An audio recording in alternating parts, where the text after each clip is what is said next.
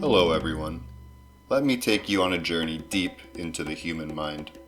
Let's take a deep dive into the mind in relation to its interaction with Datura, an extremely potent deliriant that is found in nature. In today's trip report, we have someone reporting on a maddening Datura trip that left them questioning everything. Let's get right into it. In high school, I had a friend who had been reading Carlos Castaneda. Carlos wrote about the Yaqui shaman Don Juan Matus, who would access the spirit world by ingesting peyote, datura, etc. So he, inspired by Don Juan, went on one of his expeditions to find herbs, and came back with a Tupperware full of the spiny pods. It would be a huge understatement to say that we were unprepared for the extent of the experience. I ate a heaping tablespoon of fresh, mature seeds. Lucy and Polo had eaten a similar amount. 90% of this was told to me by my best friend, Doogie, who witnessed my descent into madness. Basically, what I remember is eating the seeds around midnight with Lucy and Polo.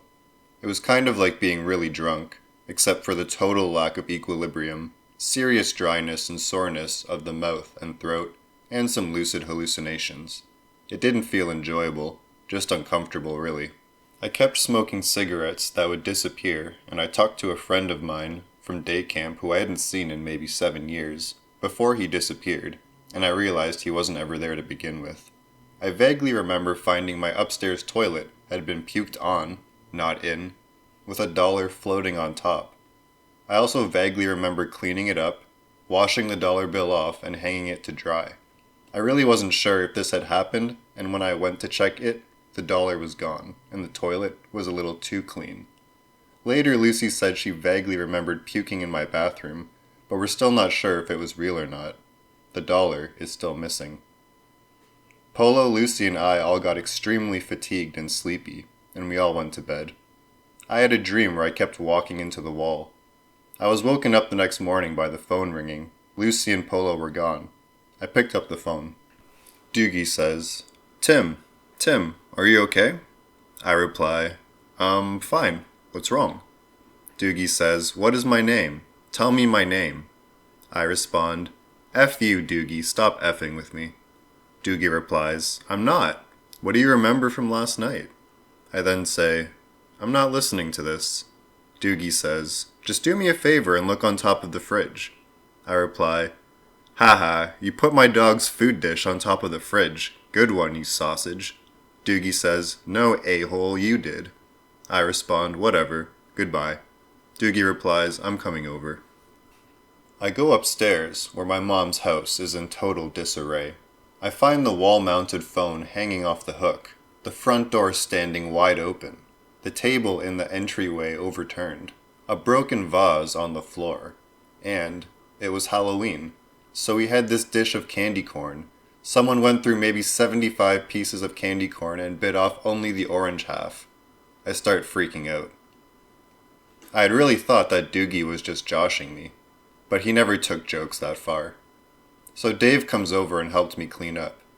I found all of the pieces of the vase, broken where they lay, except for a very large section that was hidden behind the curtain on the other side of the room. Strange.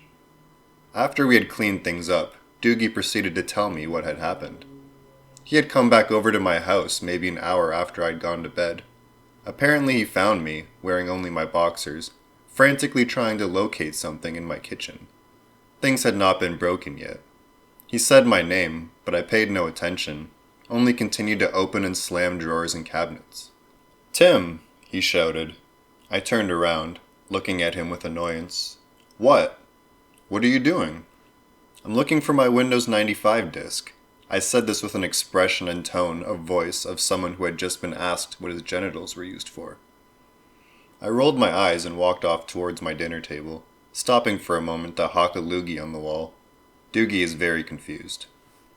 Don't effing leave, I said, looking at the table. I'm not, said Doogie. Not you, the candlesticks. I said this in the same must I always restate the obvious tone. Tim, what the hell is wrong with you? Who are you? I'm your best friend. I try to remember. John? No. Jake? No, you don't even know anybody named Jake. I'm Doogie, what the F? Oh yeah, Doogie. I spit another substantial hawker on the wallpaper. Tim, this is your house. Have some respect. Stop spitting on the walls. Okay. I spit on the floor. What the F, Tim? Hey, at least I didn't spit on the wall. I grab a spoon off the table and seem to be trying to smoke it. I make as if I'm lighting it with an invisible lighter and take a deep breath. Here, I offer David the spoon.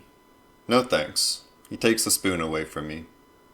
I walked away and grabbed my dog's food bowl and went downstairs, down to my fridge where I carefully placed the dish on top. She doesn't need it, and I don't like her anyway, I said, either anticipating his question or maybe just talking to myself. I open my fridge and begin digging into the pockets of my boxers, except they didn't have pockets. I'm so thirsty. I don't think I have any change. I look at Doogie. You don't need change. This is your house. That's your pop. Okay, do you have 50 cents? Sure. He reaches in and pulls out a brisk iced tea and opens it for me.